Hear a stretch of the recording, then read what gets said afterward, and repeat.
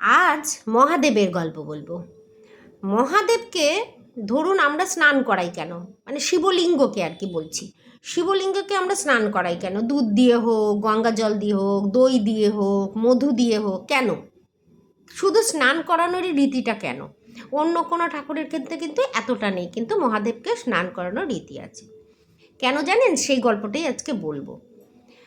পুরাকালে যখন সমুদ্র মন্থন হয়েছিল, তো সেই সমুদ্র মন্থন থেকে তো বাসুকি নাগ সমুদ্র মন্থন হয়েছিল, তো কাকে ওই পাহাড়কে কে জড়িয়ে দড়ি ধরে টানাটানি করবে? দড়ি কে হবে? এত বড় দড়ি তো আর পাওয়া গেল না। তখন বাসুকি নাগ বলল যে আমি দড়ি হব।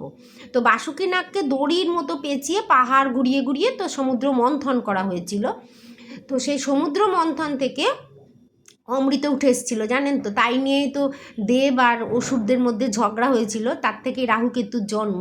সেটা আমি পরে বলবো একদিন। তো এটা ওই সমুদ্র মন্থন করার সময় অত ওই বাসুকি নাগকে নিয়ে এদিক ওদিক টানাটানি করার ফলে ওনার মানে বিষ বেরিয়ে এসেছিলো, মানে মুখ থেকে অনেক। এবার সেই বিষটা একটা পাত্রে রাখা হয়েছিল। এবার সেই বিষটা মানে কি করা যাবে? সেই বিষটা তো ধরুন পৃথিবীতে ফেললে পৃথিবী ধ্বংস হয়ে যাবে, স্বর্গে ফেললে স্বর্গ ধ্বংস, এতটাই তার বিষ, হলাহল আর কি। তো সেই হলাহল বা বিষ কী করলেন? শিব তার নিজের কণ্ঠে ধারণ করলেন। কণ্ঠে ধারণ করলেন মানে কি? মানে পেটের ভিতরে যায়নি উনি, ওনার পেটে যায়নি, কিন্তু উনি ওটা খেয়ে ওই গলার মধ্যে রেখেছিলেন।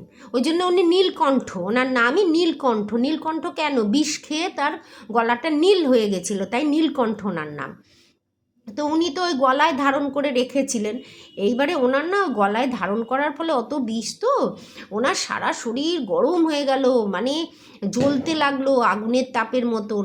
তখন সব দেবতারা সবাই মিলে ওনার মাথায় জল ঢালতে লাগলেন, কেউ ঠান্ডা দুধ ঢালতে লাগলেন, কেউ মধু দিতে লাগলেন, হ্যাঁ, মানে এরকম করে দই দিতে লাগলেন, ঠান্ডা দই, মানে এরম করে করে মানে ওনার শরীর ঠান্ডা করতে লাগলেন। উনি এত গরম হয়ে গেছিলেন ওই কণ্ঠে ধারণ করার ফলে হলাহল বিষ, তো ওনাকে সবাই ঠান্ডা করতে লাগলো। তা সেই থেকেই এই রীতিটা প্রচলিত যে মহাদেবকে ঠান্ডা করতে হয়। সেটা আপনি গঙ্গা জল দিয়ে এমনি ধুয়ে দিলেও হবে, আবার দই বা আমার একটা ভিডিওতে দেওয়া আছে, দেখুন আপনি কি চাইলে বাবাকে কি দিয়ে স্নান করাবেন। তো বাবাকে সবসময় স্নান করাতে হয়, কেন ওনার ওই হলাহল, ওনার গা খুব গরম হয়ে গেছিলো। এটার থেকেই তখন থেকে শিবলিঙ্গকে স্নান করানোর রীতিনীতি চলে এসেছে। তো এটাই ছিল একটা মিথোলজির গল্প বলতে পারেন। আমার কিন্তু প্রচুর মিথোলজির গল্প দেওয়া আছে, দেখবেন খুব ভালো লাগবে। আমার ভিডিওতে কিন্তু সমস্ত আপনার প্রশ্নের উত্তর দেওয়া আছে। অতএব নমস্কার, দেখা হচ্ছে পরের ভিডিওয়।